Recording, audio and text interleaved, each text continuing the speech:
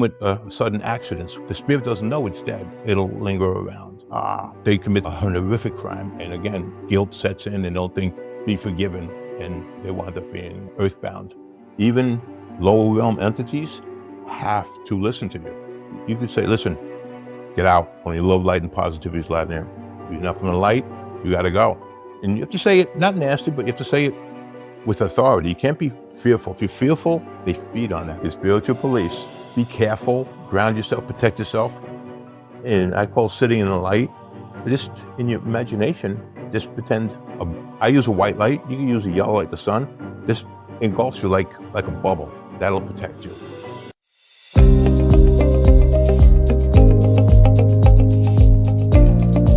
Welcome everyone to our next episode, and today I'm excited to dive deeper into the unknown world, to talk more about spirits and those invisible forces that are around us. Sometimes we walk into people's homes and we feel some presence of energies and we just don't know what it is. It could be possibly a ghost, a spirit that was lingering around, and we need someone to help us clear it out.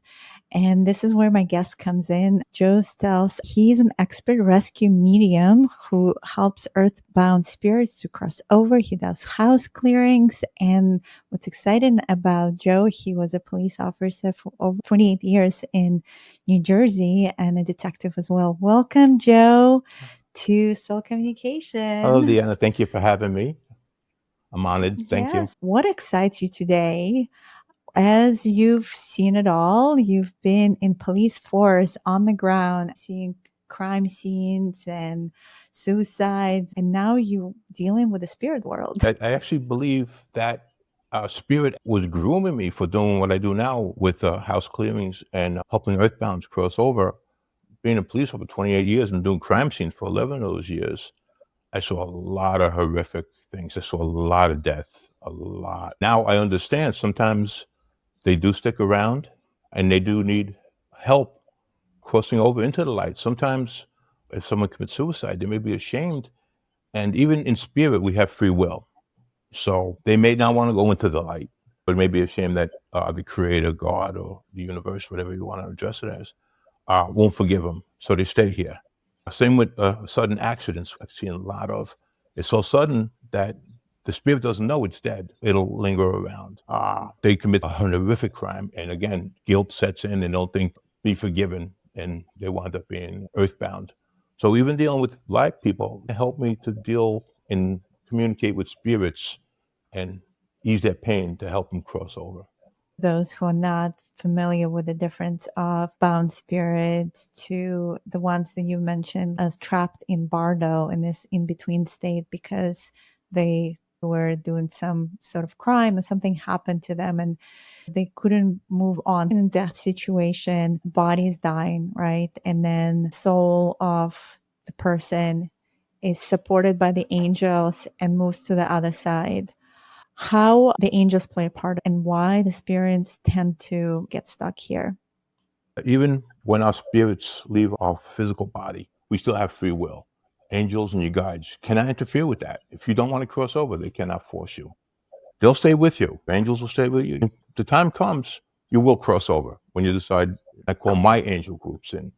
They wrap in a healing blanket and they feel better right away. You could actually see the light door open up and they walk through it. It's really nice. Even in spirit, we have free will. And your spirit guides and your angels will always be with you. If you want to stay, they can't force you over. Sometimes there's even spirits that they want to watch over their family. They love their family so much that I can't leave my family. I got to watch over them. So that's another reason they will stay. There's all different scenarios. That's why I'm always trying to educate myself and do better to learn their stories so I can help them cross over into the light. How do you know there are spirits that in the house? When you get invited by someone like, oh, there's something happening in my house. We had a shared friend who had a situation. What's your usual protocols to even figure out what is in that invisible in between state and what kind of communication you start with them? With different spirits and energies, because sometimes negative energy can actually manifest into something, for lack of a better word, living. So you actually feel it. If you walk into a room after somebody had an argument, you walk in and you feel like, oh, what is that? That's that energy. And that builds up and builds up. It actually takes a life of its own. That when somebody walks in, it could actually attach to your aura. And now if you get cranky or you start getting argumentative, with me, Earthbounds actually come and I see them. Just like I see you, I see them. The difference between Earthbound spirits and ghosts, for the most part, we use is Earthbound. There's different levels, frequencies. If you happen to see an apparition in full body, except no feet, that's a ghost. That's Earthbound because that's to the plane. Is that it? Now, when you see half body, maybe to the thigh, that's a spirit. That's a spirit coming to visit you. One is coming to visit because that's where the plane is, right here. They're stuck here. The plane is lower, so you can't see their feet. So if you see something that doesn't have feet, that's an Earthbound. That's a ghost. If someone, your grandmother, your mom, somebody, and you see the apparition, it's only half body, then they have crossed over already because that's where the plane is. That you only see that part of the body. That's interesting. Were you aware of this when you were a police officer or doing your detective work, or this was something that happened for you later after you already stopped doing that work? I would imagine you've been on crime scenes and seen so much death, as you mentioned, that you maybe seen these different spirits and ghosts. As a police officer, I did see a lot of misery, a lot of sorrow. I felt energies, but it wasn't until later that I had my awakening, actually. Spirit guided me to start reading. It's like, this is pretty, oh, I like this. Oh, I like this one author, this one medium, and she's rescued me. Oh, I like how she works. Then I started following her little books, follow her prayers. And it wasn't until afterwards, and I even said to Spirit, why'd you wait so long for me to do this? But you have to take what they give you. I'm 63 years old. I said, and I've always had abilities, even when I was growing up, and you push them to the side. I remember when I was younger, a baby, I was ill for a while. I remember growing up, I was still young, and I went to my mom. I said, Mom, when I was in the hospital as a baby, did this happen? And she went, yes, exactly like you said, but don't tell nobody because they're going to think you're crazy. So I kept pushing that down. And you'll talk to a lot of people, and they're like, yeah, I don't want, it's called outed. No, I don't want to get out. There's still people that I've taken medium classes with, and I go, no, I don't want to get outed. I don't want nobody to know. Yeah, everyone is hiding in the closet. They don't want to necessarily be called a psychic or misunderstood because you have these abilities. But you got comfortable probably being in an environment where these energies are present. Oh, yeah. So it was just a matter of cultivating and now understanding that, oh, there's more in the space than what meets the eye, which is fascinating. You started talking about different planes. So we mentioned a little bit about the ghost and spirit, the differentiation between the two.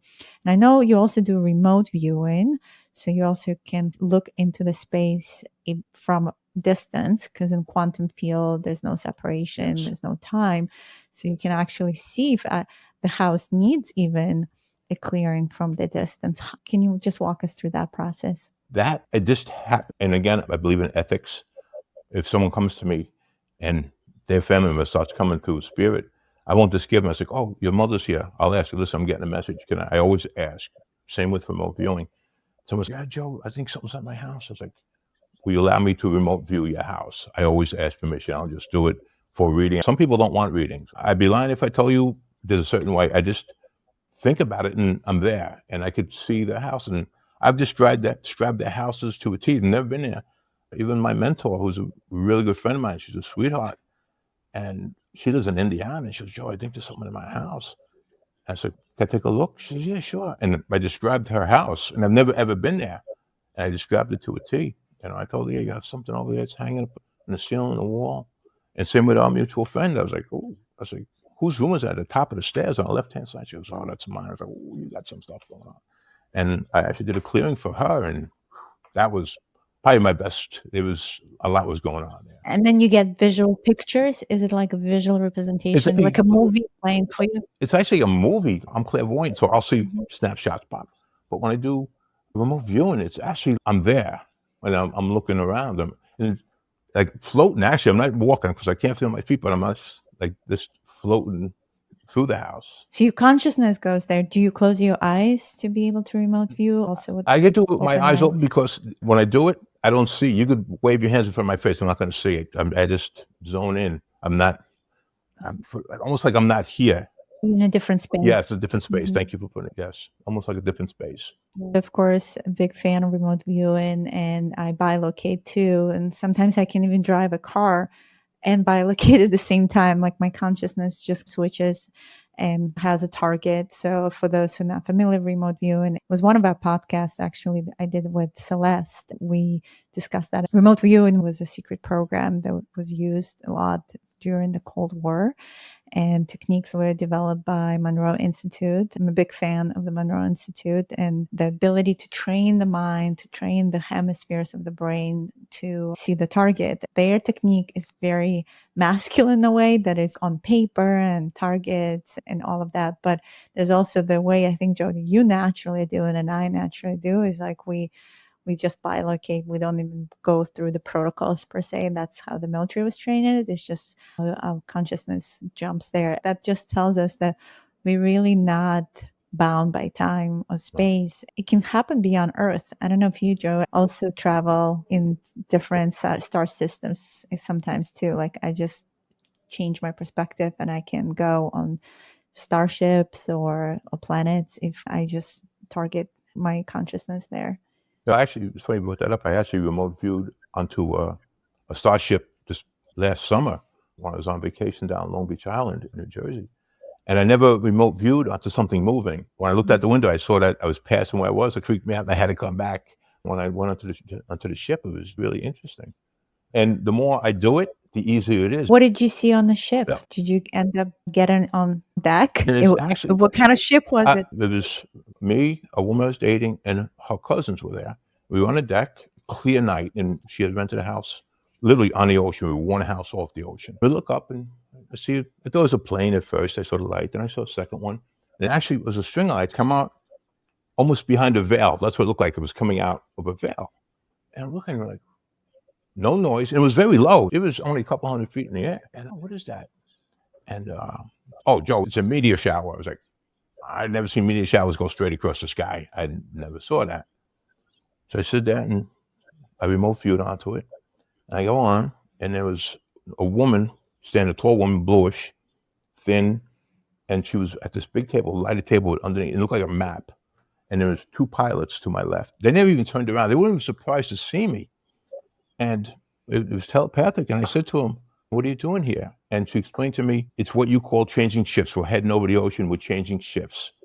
That's when I looked out the window, and now I was passing the deck I was standing on, and I got nervous. Like I said, I never remote viewed onto something. I said, oh, I gotta get back. And I left. And the strange part of that, I think that's strange, is I have no recollection of what I did before I remote viewed or what happened when I came onto the deck. I only remember, I have no memory whatsoever. I don't know what I did. And usually opposite, when you hear people like, oh, I don't remember nothing. I remember that, but I don't remember before or after. And that is just ingrained in my memory. I can see it just like now. I'm seeing it clear as day in front of me. That's incredible. Yeah. It sounds like Tall and Blue possibly could be Arcturian. I don't know the names, but it was definitely a female. Yeah. And what got me afterwards, they didn't seem shocked to see me at all. The pilots saw the people, the two that were to my left that were sitting in the chair around. It's like they knew I was going to be there, or they weren't shocked to see me. That's what was weird. Somehow you possibly could have been connected to. Yeah. It's always incredible that we have certain ways of categorizing our abilities. And I feel now is the time for us all to reclaim our gifts and our abilities and play and practice and see what comes up. You just stepped into your path and everything is just happening for you magically in some ways. And you're like, wow, I wish I was able to do this while I was doing my police officer work. Yeah. What is, in your experience, most beneficial way of tapping into the abilities? Because I believe all of us have them. Well, you know yourself. Every single person on the face of the earth is a psychic. Every single person, whether they know it or not. They're the same. Like every psychic isn't a medium, but every medium is a psychic because our auras, that's our psychic energy. So when you get involved, you're like, oh, I don't like that person, this and that. I get a bad feeling. That's your psychic intuition kicking in. Everybody is a psychic. People who speak to spirits, they're mediums. And even Everybody can do it. It's not just, oh, I have this ability. You, you're someone natural. There's natural psychics that been doing it. Like my mentor, Diane, she's been doing it all her life. So she is really good at it. But my thing is to read anything. Like, I can't stop reading. I get a book. And when spirit kicked in, like, I didn't like school. I didn't like school at all. Homework, book reading. And when I started doing this, it's like, books. I'd read literally sometimes 2 books a day. I just couldn't put them down. Just to get information, how to do this, how to be better, how to communicate better, taking courses, taking workshops, just to, and we're always gonna want to grow and learn. Everybody. That's even when I cross over, they have to heal, learn, and grow. No matter what, when in spirit, whatever, even in spirit, we still heal, learn, and grow. Same when we're in human form. Heal, learn, and grow. Yeah, the experiences here on Earth, that's why we come here, is to experience polarization and to have this dense experience. Each one is to learn and grow and hopefully not come back with another similar experience again, like that we actually graduate some sort of classes and we learn from it, because Earth is a school. Correct. And in your experience, when you interact with the different spirits and they are moving on, do you see them going through this process of reflection upon their life where they start reevaluating, possibly like coming back into the next lifetime and how that would look like for them differently? Well, once they cross over, I really don't have any contact with them. But there was a young man that committed suicide that I cross over. It's not quick. Sometimes children are easy. Children, there's a little girl I cross over. They want to cross over. This young man that committed suicide. It took me a couple of days to talk to him. You don't want to push them. And unfortunately, they were in the house they were in. Another medium came in, and she was very rude to him. And she cursed at him, "Yo, bum, get out." And no matter what they are, you still have to talk to them with respect. Even low entities, low vibrational, what you would call bad spirits, whatever, you still have to show them respect. You can't go there and curse at them, and definitely don't try to engage them to be nasty and stuff. You don't do that. And anyways, medium came in and she was cursing at him. So when I went back, and this time I remote viewed. First time I was actually in the house, I remote viewed, and I couldn't find him. And I called up Diane, my mentor. I said, "Di, can you find him?" She says, "Yeah, he's still." And I saw him. He was in a fetal position against the wall. And I said, "What's the matter?" That lady yelled at me. That made me feel bad. Now I said, "Oh, now I had to do it, work all over. No, you'll be okay." And actually, I had called in my angel teams, and they brought his mother to the other side of the door, and she called him. And that's what kind of made him, he got close to the door, and my angel team put the healing blankets and he crossed over. But because someone wasn't experienced, they caused more harm than good. They actually undid what I was trying to do. Okay, and if learn, don't just watch TV shows. Oh, I could do this. Anybody could do what I do, and I can give you a prayer and you can clear. The only thing is, when you start doing that, now people go, the Earthbounds go, "Oh, he could send me home." Now, if you're not prepared for it, now you're getting indulged with people. And that was like, I had the same problem. I never learned how to set rules and boundaries. I'd be sleeping, wake up, and there'd be a spirit literally like 2 inches from my face.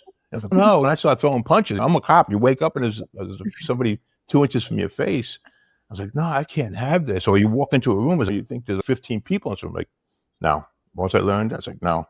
At night, my spirit guides, my angels. Everybody else, gotta go, please, go. And they do go. Because with spiritual is no joke. Even lower realm entities have to listen to you. You can't, you could say, listen, get out. Only love, light, and positivity is allowed in there. If you're not from the light, you got to go. And you have to say it, not nasty, but you have to say it with authority. You can't be fearful. If you're fearful, they feed on that. Those low energies, fear, anger, jealousy, that's why they want to keep the Earthbounds, because they're in the darkness and they feed off them. Feed off that Right, frequency. and you don't want that. You want to starve these things. Raise your vibration up. That's one thing with rescue mediums, and anybody will tell you, like with mediums, we raise up so we could talk to spirit. They come halfway down, we go halfway up. When you're doing that, you got to lower your vibration because they're down low. and there's some nasties down there. So you got to get them and get up, raise their vibration, and get out, because you don't want to get stuck down that low vibration with these things.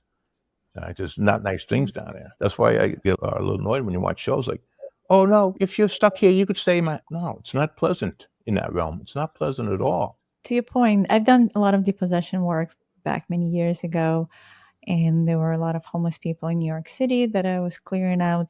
It sounds like you're using specific prayers. Are you also calling in angels to help you cross them over? I remember I used the angelic prayers and used angels at some point. Then at some point, we actually started developing a program and just running the programs. And again, through free will, we are the conduit for the crossover.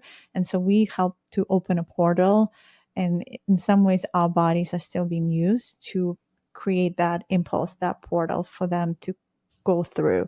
Is that your experience as well? Yes, because to call in angels, you have to get your energy up to call the angels. When I call in my angels for crossing over, and it's different from clearing. My angels that come in to cross over, they're average size. They look like regular people. My other angels that come in, St. Michael and what I call my warriors, they're 8 to 10 feet tall. I don't want to bring that to somebody. My angel team, they're small, they're regular looking, look like people, and they wrap the Earthbounds in a healing blanket. And I actually see the doorway open, and they walk through. It's really nice. I remember the first guy, he was actually an attachment. I actually want to start doing more work with attachments. And as he walking down, and because I had to convince him that he should be all right, he could still come and visit his children. He doesn't have to stay here. And he turned around and gave me a look like, you better be right. And he walked through. And the woman in the house, it was actually her ex-husband that was attached to her father in a negative way. And I said, oh, I saw him. And I've never met this guy, I'd never seen a picture. And she goes, what do you look like? And I described him. You described him to a T. And I've never met him. I've never seen a picture of him. But I saw him when he turned around to look at me to say, you better be right about this. And he crossed over. And when I described him, she said, that's exactly what he looked like. And you feel it, like your heart chakra like starts to tingle when you see them crossing over. It's a good feeling. We did something good. You help them to move into the Yeah, light. move into light. And I say, heal, learn, and grow. Because they have to heal. They have to go in there, and they do the life review, and they have to heal. Especially depends on what they passed on. Drug abuse, sometimes it's quick. They don't even know they're dead. Accidents. There's so many reasons. That's why I still take courses until I can't even hear no more. To learn how to communicate better. I want to hear their stories. I want to hear spirits that have crossed over, so I can give you a healing message. Because a lot of people think, you die, that's it. Oh, I'm never going to see mom again. I'm never going to see. No, they're here. Talk to them. They'll communicate with you. But that's why I want to be able to give validations, like, oh, I'm hearing someone when she used to wear a pin like this, and this was your nickname. Oh my God, she's still here. That's what I want to do. I want to help the living heal. I want to give them a message from spirit, and I want to heal the earthbounds to cross over. What are the attachments for those who are just starting to learn on the difference of ghosts, the spirits? Can we talk more about how attachments attach to begin with? So my understanding is like we have sometimes vulnerable fields, and especially as you mentioned, when we in the fear vibration, and these different energies, they want to still experience physicality, so they attach to our field through these cracks in our field.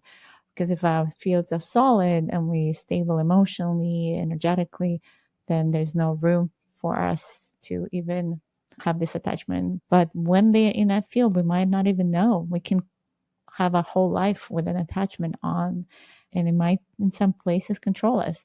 Yeah, a lot of people confuse attachment with possessions, two different things. But what you believe attachments are 100% right. They don't come in our body. We all have auras and energy fields. And I'll give you a good example. Bars are a nightmare. I won't even walk into a bar, because a lot of times earthbounds, that's who's going to attach to you, okay? Not a spirit that's crossed over. Of course, they're in a love and light. They're not going to come. And let's use a bar. Bar is a great example. They are full, because a lot of times they'll drink themselves to death or do drugs. And because they're in that low realm, they still want that drink or that drug. Someone goes to a bar and they start drinking. Now your vibration gets lower, and almost like your shield comes down, and they go, well, I want to feel like that again. Now they attach to you into your energy, And as you drink, how you feel getting drunk, they feel. Bad thing about attachments are very dangerous. That's why I want to learn more about them and learn how to cross them over, because they can actually harm you and possibly kill you. They can make you drink yourself to death. They can make you overdose. They could cause you depression, make you hurt yourself and kill yourself. The attachments are no joke. I'm not here to diagnose anybody. If you have depression or this and that, you drink. I'm not saying go to a qualified physician for that. But you ever hanging with somebody that drinking so much, and next day and they're like, I don't know what got into me. That wasn't me. That might have been an attachment. Okay. Yeah. That's why I stay away from. There's a reason why they call alcohol the spirit. There you go. That's why they call the alcohol the spirits. But Yeah. like the one that I had crossed over, that was attached to a man with Alzheimer's, her father. He always swore that, if I can't have you, nobody else can. And he attached himself because the father had Alzheimer's. His energy, his mind wasn't there, so he was an easy target. And he attached himself to him, and you could see the difference, how nasty he was. Like, what's going on here? When I talked to my mentor, he said something's attached to him. When he was attached, the old man, his eyes were black, like a shark's eyes. And once he crossed over, and I actually talked to him about his kids, because they still, just like I'm talking to you, they still have feelings. And I had talked to Nancy, that was her name. I said, did he love his kids? Oh, he thought. I said, what's his kid's name? She told me. Now I'm talking to her father, because I know he doesn't know what's going on. He got Alzheimer's. He has no clue. And I'm saying, is this how you want your kids to remember you? Like this, being vicious and mean? Is that how you really? And you could actually see him, like he was all crumpled, mad. All of a sudden, when I start talking about his kids, I can see him relax. And then I seen him separate from the old man. That's when I called my team in, and that's when he crossed over. But it wasn't until I brought his kids up. And I said, is this how you want your kids to remember you? I said, you can come and visit me anytime. Right now, you can't see them. Crossover, I guarantee. Once you do your healing, you can come back. You can visit Nancy. You can visit your kids. No problem. And that's when he looked at me like, you better be right. And he walked through the door. It was really nice. And she hasn't had no trouble since. It was very good. It's very rewarding. I like it. I like doing it. With our mutual friend, we had a real great experience. Because when I do the cleansing, it's not only the place, it's the land. And it's actually the stacks of time that I do. It's not just now, it's the stacks of time that I clear. And I cleaned it and was sitting there. I said, Joe, look at the window. And I thought it was a smoke from the inside when I was burning the resin. I said, watch, just look outside. All you saw was these streams of light, hundreds and hundreds of streams of light coming from the ground. It was like, wow, I've never, ever seen this in a clearing. It was beautiful. It was actually nice that there's, but I said to her, there's something with this property. I said, I don't know. I think the developer might have been shady. Then we found out that it used to be a Native American ground. So I think the developer might have got shady and built on sacred land, because there was hundreds of these like wavy lights going up. She always has her phone taping. We just stood there going, just watching. Wow, that's incredible. But we didn't get it on tape.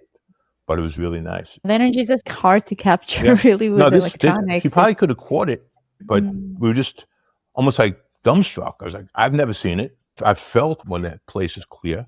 And in one place that I cleared, they had opened a portal with a Ouija board. They were having a party. The family was having a party. And they go, no, we won't even go down the basement. No, we don't. Won't go down there. We went down there. What a mess. It took me a while to move everything out.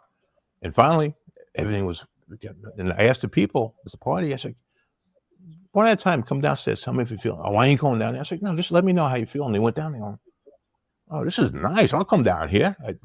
But they wouldn't even go down in the basement. If they went down to get something like the spare refrigerator, they went back up because they didn't like the energy down there. Who was in the basement? Something negative. Someone had used a Ouija board. I got nothing against Ouija boards if you know how to do them. And they were playing with it and they didn't close it right. So a bunch of nasties came in, bunch of low-level entities came in. And I even said to the owner, I said, you guys been arguing a lot? I don't know why, but we fight all the time anymore. I said, that'll stop. And I asked a few days later, I said, how's everything, y'all? He said, no, everything's good. We're not arguing. We're getting along good. So it's happy. I like the validation. So it's good. The Ouija boards reminds me of my childhood when we were in Israel and in this abandoned house and calling in spirits. And I think back in those days, as kids, we were playing a lot with it, not fully knowing what we're doing and possibly opening some Yeah. portals. I even hear the word Ouija board and I cringe. I think it's a tool. You have to know how to open it, have to close. If you know how to use it, I'm sure if it's used properly, it's a very productive tool. But if not, you don't know what you're calling in. You're opening a door. If you leave your house door open, anybody can walk in. Good people, bad people can walk in. The same thing with portals. If you open a portal, you may be mean good intentions, but anything can walk in. Same as light workers. We have this light. We're gonna draw good spirits and not so good spirits because they see the light. Different energies that are present on Earth. There's also, of course, the realms of fairies and dragons and elementals. So these energies where the ghosts and the earthbound spirits, it almost feels this other realm or dimension. Is that like a pocket reality that being created? I know many call it bardo, or like why do they sometimes choose to stay in specific places? Like our friend who collected all these interesting beings that ended up being in her house and not someone else's house because they felt they were comfortable there. Why sometimes they pick certain locations? Who you're talking about? She has amazing light because there's a moth to a flame. She didn't know how to set boundaries and say, no, you can't be here.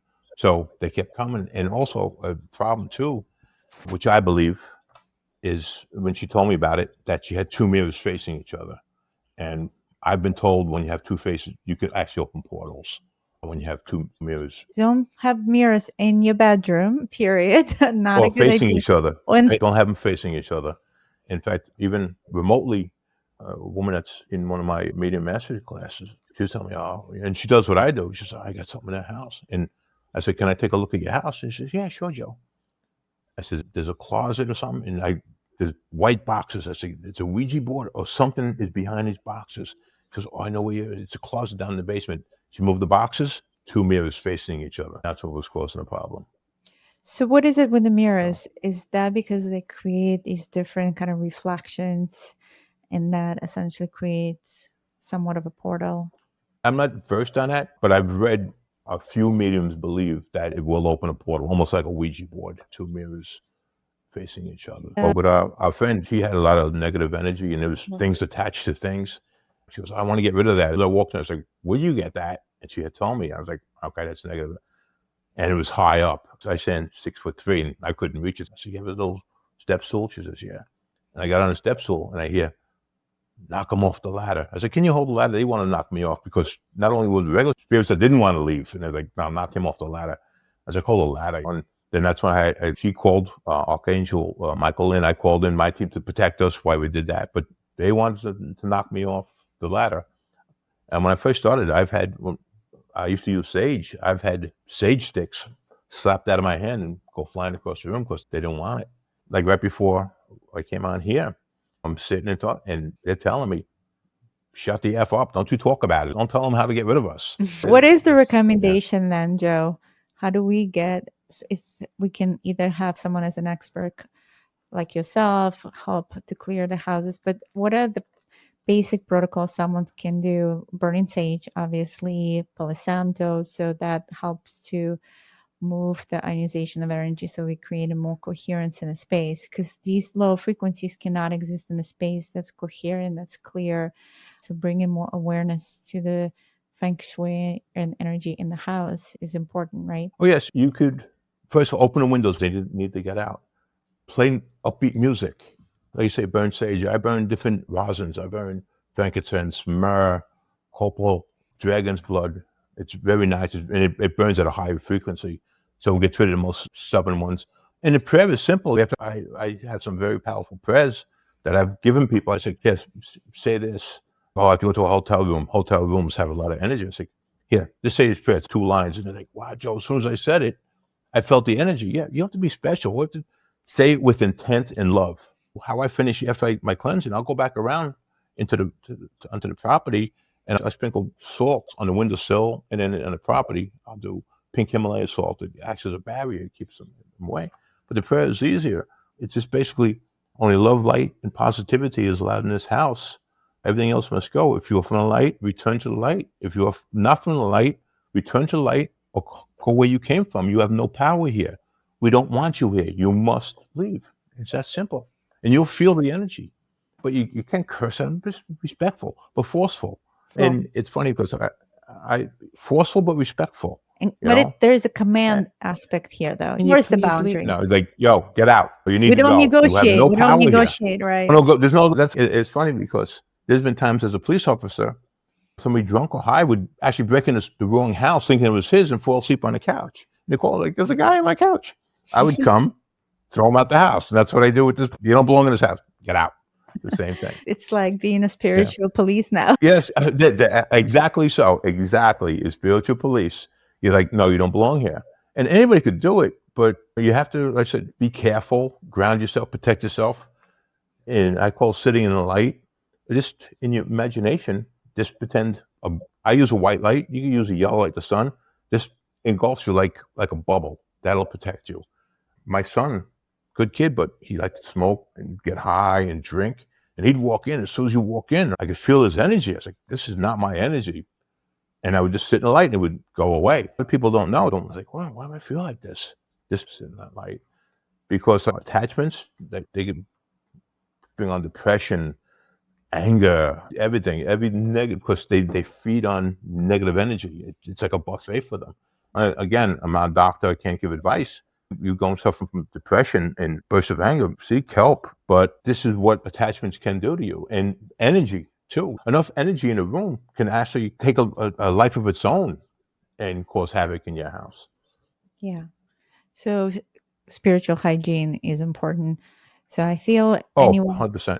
It's something that people don't really talk about. I'm very keen, and my husband as well, and teaching that and the creation of boundaries, awareness of your energy field, your bubble, fusing it with golden light. Salt is, for lack of a better word, a miracle thing. Ocean. My daughter, she lives in China. She's a teacher in China, and she'll call me up. And she has bellies. She's just starting to get into them, and I try to help her as much as I can. And one day she called me crying, Dad, I just feel overwhelmed with this and this. And she said, do you have a bathtub? She was like, I got a shower. I said, take some pink Himalaya salt, put it in a squirt bottle, shake it, dissolve it, spray it on yourself, and take a shower. And just imagine all the darkness just leaving, getting washed down the drain. Just imagine it. Just spray it on you, then shower it off. About 10 minutes later, she calls, says, Dad, I feel 100% better. Just salt yourself. Take a salt bath. If you can't take a bath, spray bottle.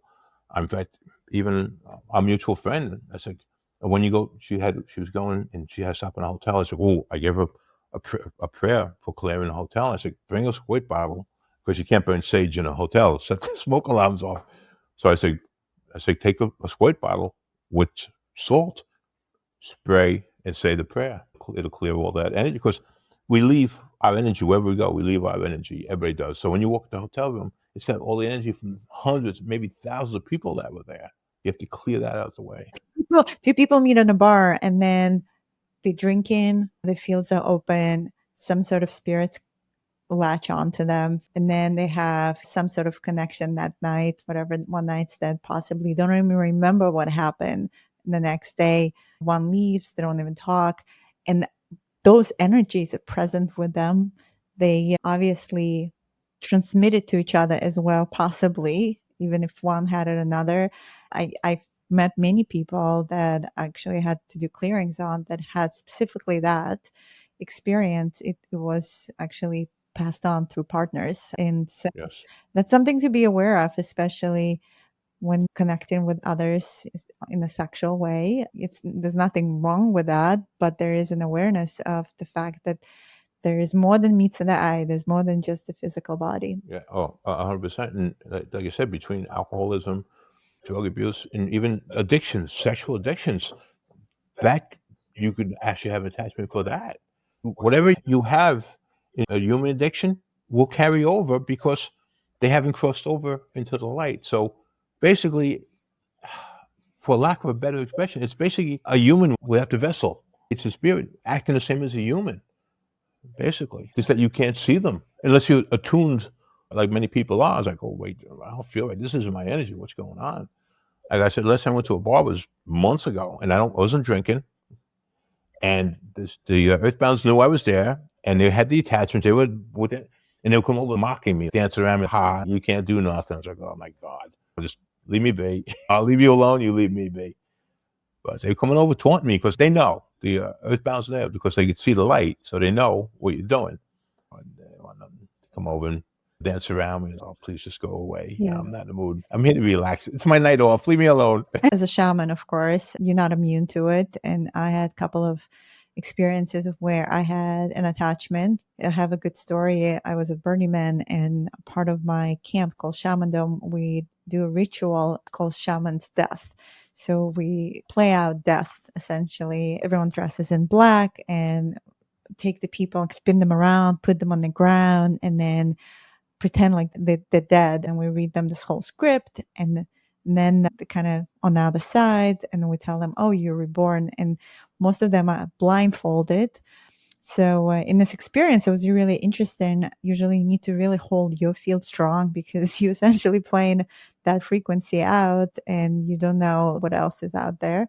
At the end of this ritual, there was this beautiful person. He was very emotional. I took his blinds off and I said, welcome, you're reborn now. Welcome to your new life. So he had a very powerful experience and he started crying. And of course, the mama bear and me felt this like love towards him because I have a kid as well. And I gave him this big hug. But at that moment, I dropped my field and this entity that he was carrying latched to me. And it happened so quickly that I wasn't fully aware of it.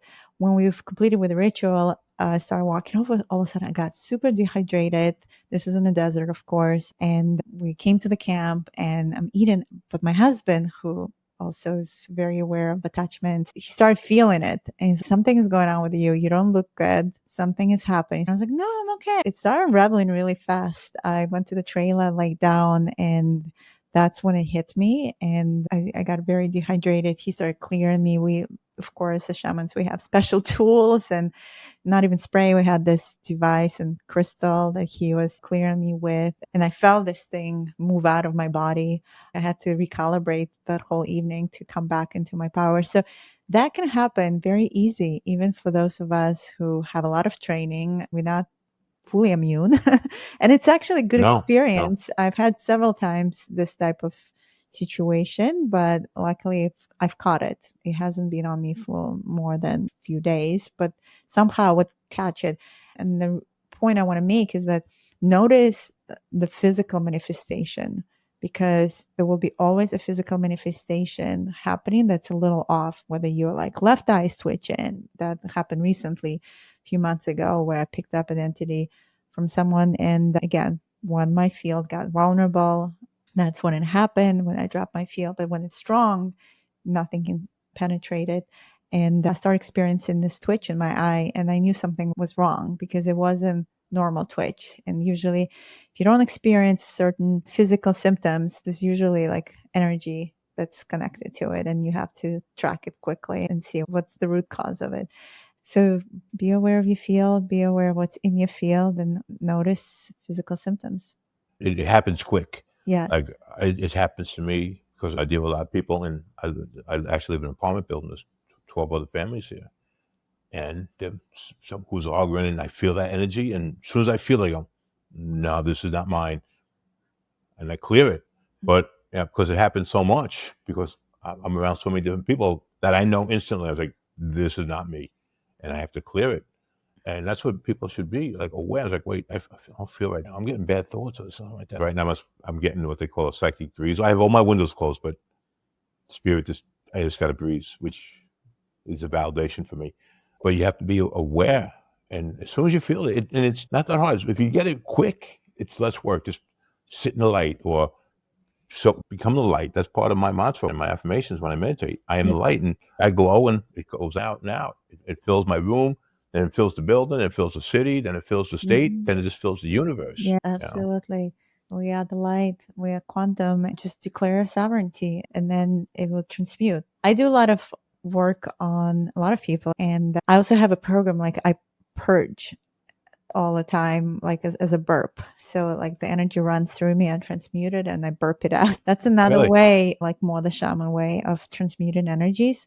They go through your system and then it's like a release valve. Sometimes the burps are so Really? loud. That's how you know you transmuted a lot. Yeah, it's fascinating. Really? It's like a fountain. It's woo, and everyone can hear it. Yeah, because when I do my meditation, I clear my chakras and I clear them so my kundalini. And I feel it. It actually feels like a small electric charge coming up my spine when I clear it. Feels good. Yeah. Yeah. And we can clear it with the voice. So allow, breathe in and exhale and let it out, let it go. Like the voice is a great transmuter of the energies as well. Don't keep it. Just Yeah. ensure your vessel always pure. That's where we need to be these days. Yeah. And I do what I call belly breathing. I'm to breathe up here. I breathe because a lot of people don't breathe from the lower lungs. They just take shallow breaths. You gotta your tummy should move in and out. That means all your lungs are getting filled up. And that's what I do. I belly breathe. And you feel a lot better. Just take it out, just do that, and you feel like that. Instantly you'll feel better like this with the belly breathe. Thank you so much, Joe, for this beautiful time together. Anyone who's interested to have their houses cleared or remote viewing, I'll post Joe's contact in the comments or in the description below so you can reach and get that as a professional service. But also remember that you can do your own spiritual hygiene, right, Joe? Absolutely. And once you learn to do it, it's not that hard. There's lots of good books out there. There's a lot of stuff like your program. You find it, and it's worth it. And it's not long. It'll literally anywhere from 5 to 10 minutes, and you're done for the day. Yeah. While you're having your coffee, you could do it. Basically, it's not that hard. Yeah. You know? I love this topic because spiritual hygiene is really dear to my heart. Just know that you are the universe. You have access to all the frequencies. And so just increase your awareness, keep your house clean, keep your body clean, but also be open to communicate with possibly some spirits that are on your land that need your help too. Because I feel those who are listening and watching, they are ready to do this work as well. Even if they don't want my services, if they just want advice or what should I do, I have no problem. More of us need to be out there to help and to heal the spirits who have crossed over and the spirits, the earthbounds, that we have to cross them over so they can heal, grow, and learn. Yeah. That's what this is all about. That's all healing and learning and growing. And they're part of us too. They're part of the collective. So we're here to help them also to move on and experience other realities and not be stuck. No, there's more out there. And trust me, if you would have asked me, like I said, I always had abilities, I always knew. But the things I talk about now, and 10, 15 years ago, I was like, yeah, I don't think so. Now I'm like, yeah, I get it. I get it. You're never too old to learn. And we never stop learning. I'm lucky to have come across some great mediums. And they've been doing this 20, 30 years. And they're still learning. They still take courses themselves. I'll keep doing it until I'm spirit. And then maybe when I come back, I'll keep on doing it. Who knows? Maybe in spirit I could do it too. Who knows? I don't know. We'll have to wait. I can see you as a spirit, like in that cartoon, who also wears like a police cap and like I'll be the spiritual police too. I was like, okay, back on the job again. Always working. Always working. Yes. But that's beautiful sort of purpose as well. Always being useful for others. Thank you, Joe. Yes, thank you for having me. I hope love, light, and positivity fills your days, everybody. Thank you. And we'll see you in the next episode. Stay tuned. Okay. Thank you for tuning in to this episode. For more information, please visit the website loveripple.org. We are offering different programs, workshops, retreats, as well as one-on-one work such as quantum healing hypnosis, crystalline soul healing, and more. On sourcelanguage.org, offering a digitized course. It's self-paced, where you can open up to your divine gift of light language. I'm Diana Mara Divine, and keep connecting with your higher self